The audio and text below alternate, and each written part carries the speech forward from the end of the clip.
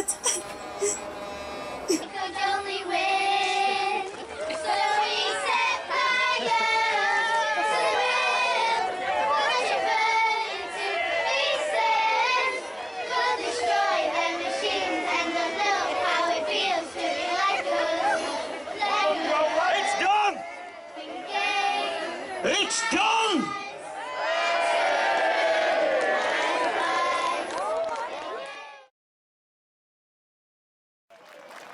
Thankfully, the early morning rain had cleared before a plaque was unveiled on the White Lion by Julie Hilling MP.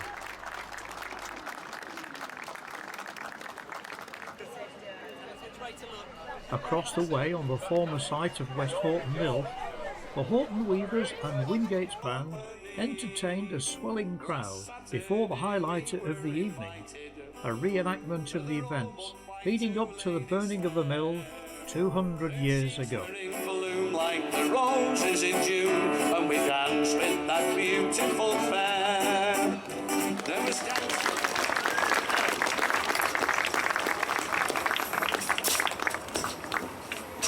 Eminent dignitaries, the illustrious Colonel Fletcher, ladies and gentlemen, good folk of Westhoughton.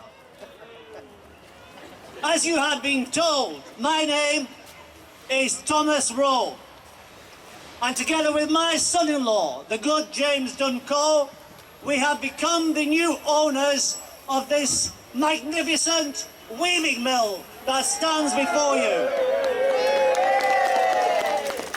And this day, today, Sunday, April the 22nd, in the year of our Lord, 1804, marks the grand opening day.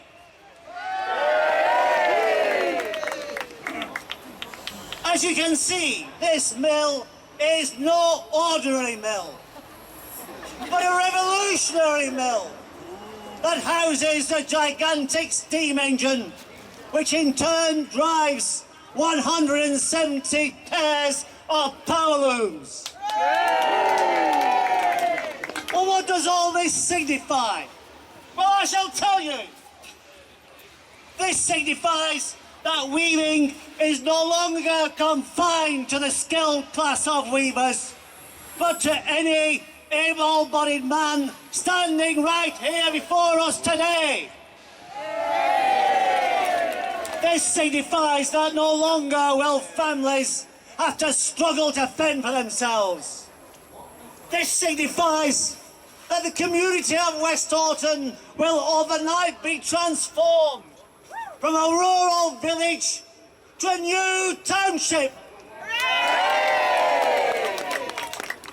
This will signify that there will be employment here, not just for hundreds of people in the mill, but also in ancillary services, new shops, a thriving market, a majestic town hall in which you, the community, will be able to decide your own futures. Good folk of Westhoughton, a new age has dawned. Gone will be the harsh conditions that you are having to endure during these endless, wretched Napoleonic wars. This new age has arrived right here on our doorsteps. And now, good folk of Westhoughton, it is my duty to call upon your magistrate, Colonel Fletcher, to take it upon himself and to do the honour of cutting the ribbon, thereby setting the standard for providing jobs for generations to come in this community which calls itself Westhoughton.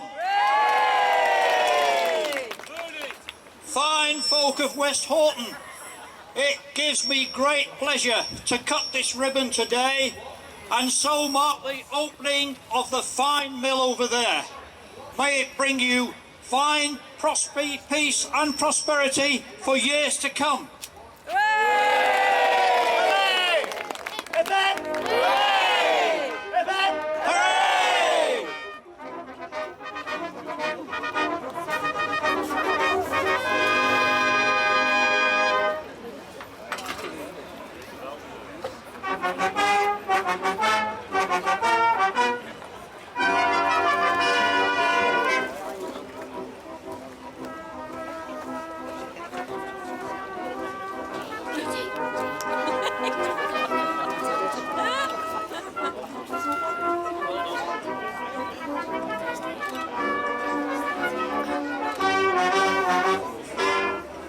Luddites from Chowbent gather to protest against rising prices and low pay.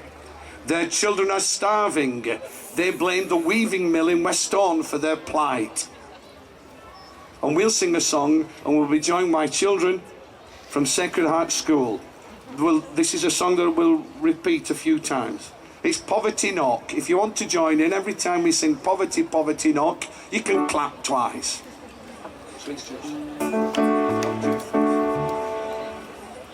I've not got words. Up every morning at 5. It's a wonder that we're still alive. Stretching and yawning in this cold morning. It's back to the dreamy old drive.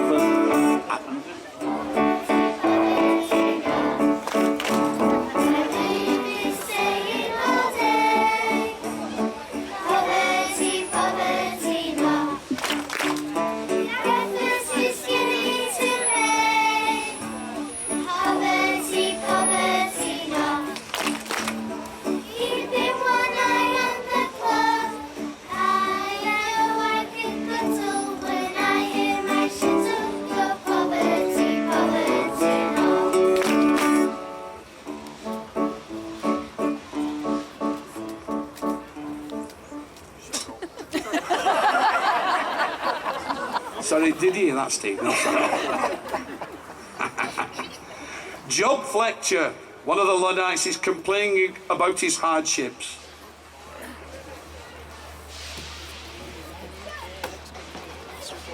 Yeah. You all know me? Job Fletcher. Job Fletcher. And what are you on? Skilled weaver. Like you, I've no work to go to, because my job's been taken. It's been taken by unskilled men working on the bloody... What? It's been taken by unskilled men working on the bloody machinery that Thomas Rowe and James Dunco put in that mill 8 years ago. Aye. And 8 years ago, Thomas Rowe promised we'd all prosper. That's what he said. Well, Thomas Rowe's a bloody liar. Because the only buggers he've prospered are Thomas Rowe and James Dunco. They won't starve. Well, we will. With no money for buy food.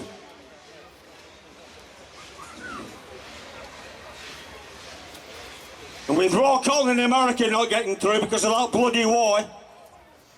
Aye. And we're paying for that too with taxes. What about minimum wage? We all campaigned 6 years for that. What did we get? Bugger all. I can't support a wife and 13 children. Hey, I've been ill. On thin air. And neither can you. If we've no work, we've no wages. With no wages, we've no money. No money, no food. And if we've no food, we'll starve. And if we starve, we'll die. Something's got to be done, brothers and sisters. And something will be done. Soon.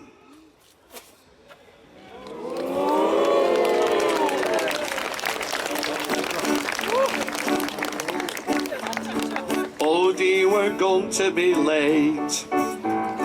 Gaffer is stood at the gate. We're out of pocket, our wages they'll dock it. We'll have to buy grub on the slate. Poverty, poverty knock. My loom is saying all day. Poverty, poverty knock.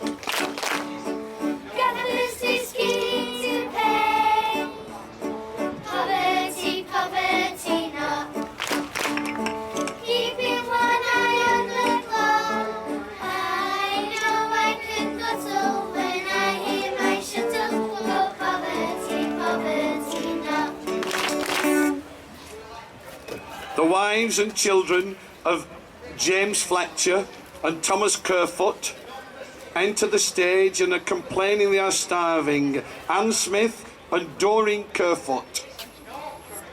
Jim! Jim! Where are you? Never where he should be, that man. He's always skulking about with them mates of his, you know. That Job Fletcher and Thomas Kerfoot. Up to no good, I should think. Not like my old dad. He was a man, he knew how to put food on the table for his children. He worked up there in Thattic. He was a master weaver. He wove so quickly that we couldn't spin fast enough to keep up with him. Me and our Sarah. Money was rolling in. We were rich. Now, all works in that there mill on them new machines. We've no work, no money. We're the poorest of the poor. And what's more, they want us to pay them their taxes, to pay for wars against America and France. Where are they? What's that got to do with the likes of us? I've never been further than Bowden me. Do you know, I can't even afford food. It's that dear. My children have had hardly anything to eat for days. I've had to take them knocking from door to door, begging for a crust. Now just look at these children here. Mrs. He wasn't right sweet. Is that right? I ask you, Mrs. Is that right? And where's my James when I need him? Well, he's not at home putting brass on the table, and that's for sure. No good's going to come of all this. No good. So help us, Lord. And when our wages they'll bring, we're often short of a string. While we are fighting with Gaffer for snatching, we know to his breast he will cling. And it's Poverty, poverty now. I hear you saying all day. Poverty, poverty now. Gaffers too skinny to pay. Poverty, poverty now. Keeping one eye on the clock. I know I can guzzle when I hear my shuttle. Go poverty, poverty now. Trouble's breaking out everywhere. Rochdale is in turmoil. The trouble's getting nearer to Westhoughton. Thomas Rowe has heard rumours of a threat to his mill. Oh, I'm sorry. We're going back a bit. We've got another old woman having a speech. I forgot about Anne. Yeah. Oh, sorry, Doreen Kerfoot. Sorry. I've come here today to ask all you women to support your menfolk in this fight for our livelihoods. I don't know how much food you've got in your bellies tonight, but I bet you're like me. You've got nout. I bet that what good little bit of food you have had, you've given to your children and your menfolk. Am I right? Yes. I thought so. That's what we women do. We've got nout in our bellies and nout left to sell. Has anyone got a piece of furniture to sell for food? No. Has any woman here got even a petticoat to sell for food? No. No. We've got absolutely nout. All we women have got are dandelions, dot leaves and nettles in the hedgerows, and they're going fast. I mean to say, what do we women do? Do we lie down and die? No. Do we allow our children to be orphaned and go in workhouse? No. And do we allow our children to be left to be slaved on these machines in these here mills? No. I say we fight. Yeah. Support your menfolk and fight. You've got no to lose.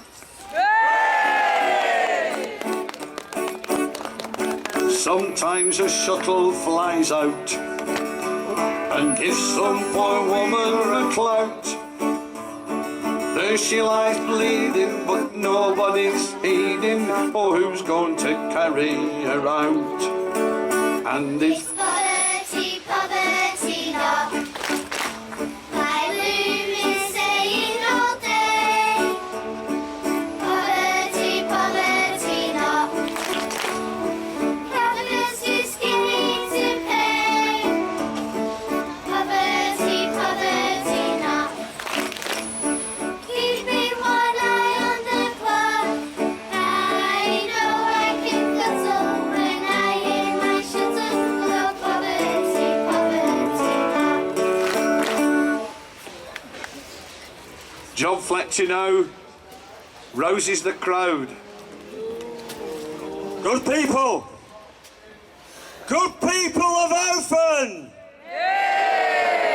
It's time to make a stand.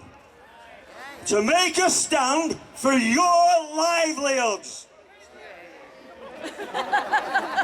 Good. If you want to join us, be at the meeting on Dean Moor at midnight tonight. God bless you.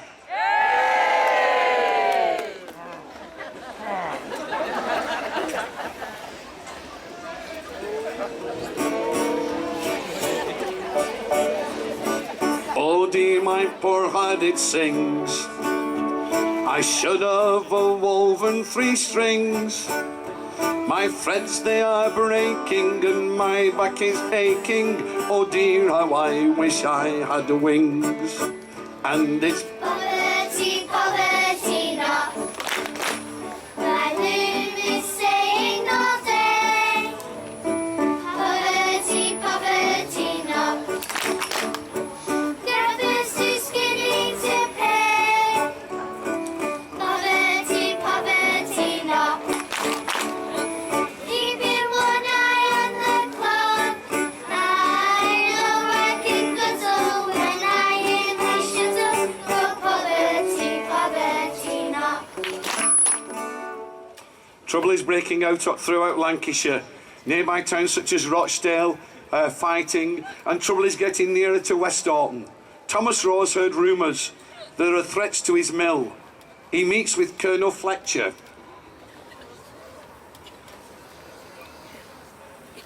He's jumped a bit. It's caught him out. He should have been meeting Colonel Fletcher. They've called him White Lion for a find.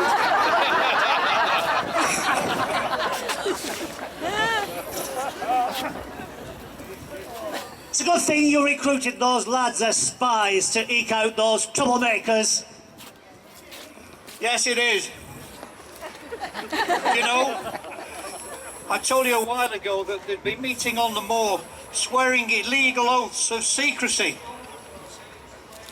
Now they're planning to burn the mill. Then we must be prepared and call the militia. They will not burn our mill. Sir, they're burning the mill down tomorrow. Tomorrow? Right, lad, go back and try and find out some more. I'm going to get the militia from Bolton. See you. Oh, terrific. It's got its own little consistency to it, hasn't it? Just as it was in the 1800s. Yeah. Language never altered, has it? No.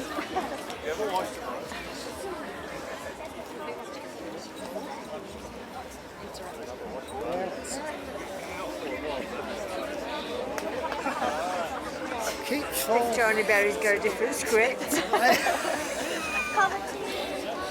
Yeah. Interactive audience,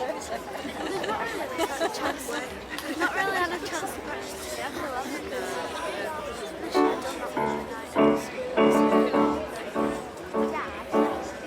Here's the militia.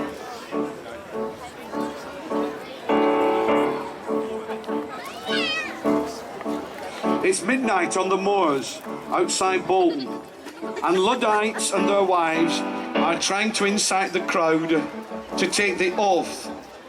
Taking an oath in those days was illegal, but they were more than willing to do it.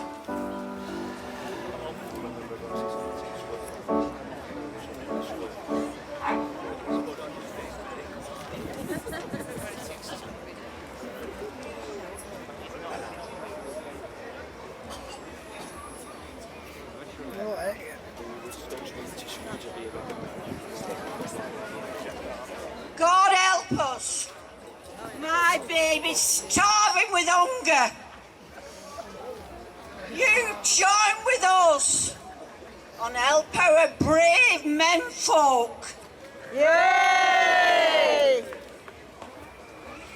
That man over there, John Fletcher, is my son. And yes, I'm worried, very worried about him, his wife, and all them 13 grandchildren. I weren't the only one that's believed them two liars, saying it were going to be good. Good. Who for? Not for us, for them. I were born in 1741, and I've known some bad times in Lancashire, on Westhoughton. But this is worse than any. So take heed. Heed the words of John Fletcher, my son, and burn that bloody mill down.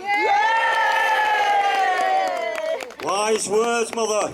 Wise words. And now, are ye willing to become members of our society? Yay! Will you swear allegiance to General Ludd? Yes! Say, we swear. We swear! Come on, we swear. We swear! Welcome, brothers and sisters. And now, it's time for action. Time to stand up. To stand up for your wives and your families.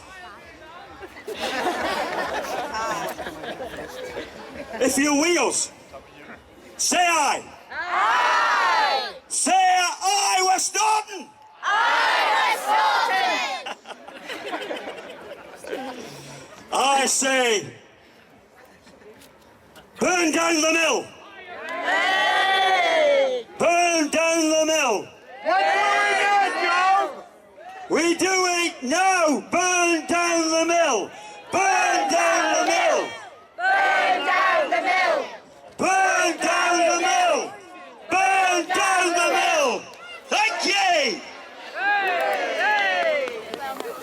manager and Colonel Fletcher are worried about the possible trouble breaking out in Westhoughton as the loom wreckers are getting nearer to town and trouble struck in Rochdale and other towns.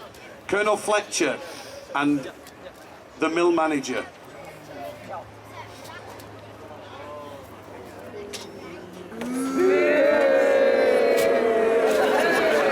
Take two. Good thing you recruited those lads as spies to root out those troublemakers. Yes, you'll remember a while ago I told you that they were swearing oaths of allegiance, secret oaths of allegiance on the moor. They've done that twice. Well, I tell you now, they're now planning to burn the mill. Then we must be prepared and call the militia. They will not burn our mill. Sir, they're burning the mill down tomorrow. Tomorrow? Goodness me, I'm going to fetch the militia from Bolton.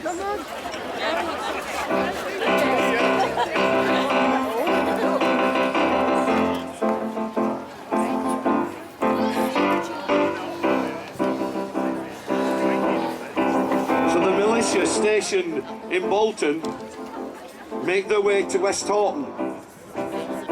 But they find that the mill is heavily guarded. And on seeing the Scots Greys, the Luddites retreat.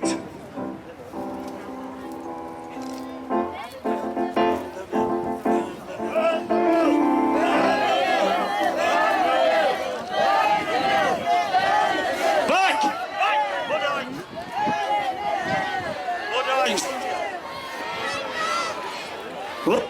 Luddites, back! Back! Back, I said! Mill's heavily guarded. We'll all be shot! Back! Back! So the Luddites disappear into the ether, and the guards decide that there is no trouble and make their way back to Bolton. The date is now the 24th of April. The mill is no longer guarded by the militia. Oh, Aaron. But Thomas Rowe sees the Luddites approaching, and he sends his workforce home and locks the mill.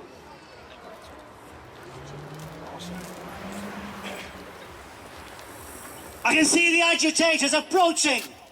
Oh no, they're intent on destroying our mill.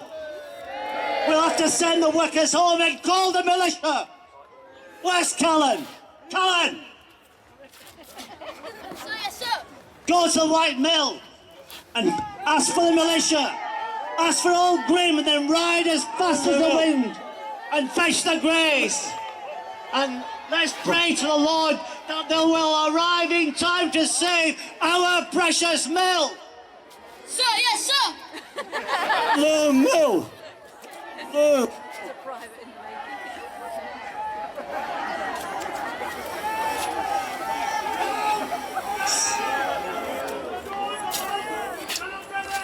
Right!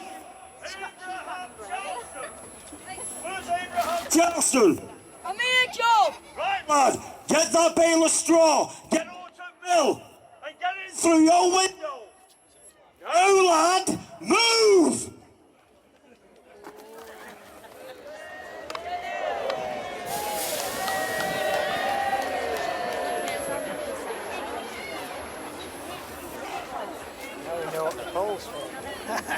Oh, Get yourself back. keep it No. steady as well.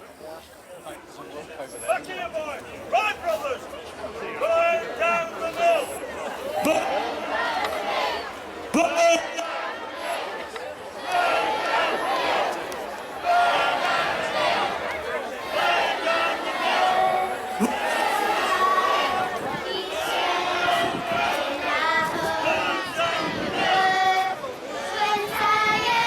Down, brothers. When we were ill, and then one day they came with machinery. Took away our jobs and our dignity. What a game! They thought they could only win. So we set fire.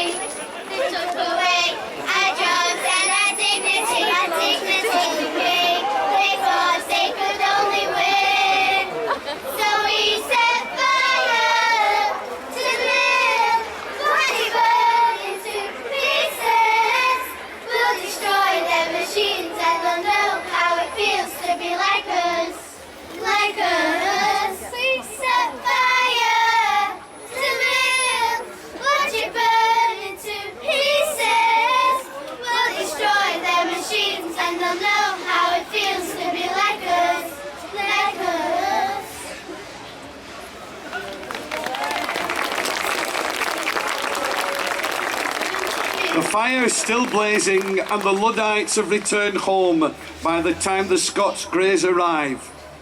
However, the next day, the Luddites are rounded up and arrested. Some are sent to Lancaster Castle for trial. 4 of the men from Chowbent, Job Fletcher, Thomas Kerfoot, James Smith and Abram Charlson are sentenced to death. 9 of the men from Bolton are transported to Australia for 7 years.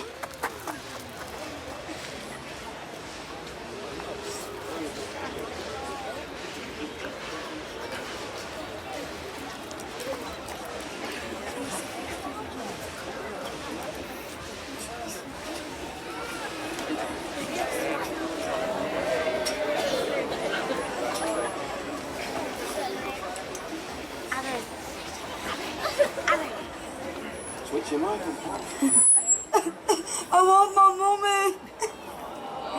From actors from Active 8 from the Octagon Theatre.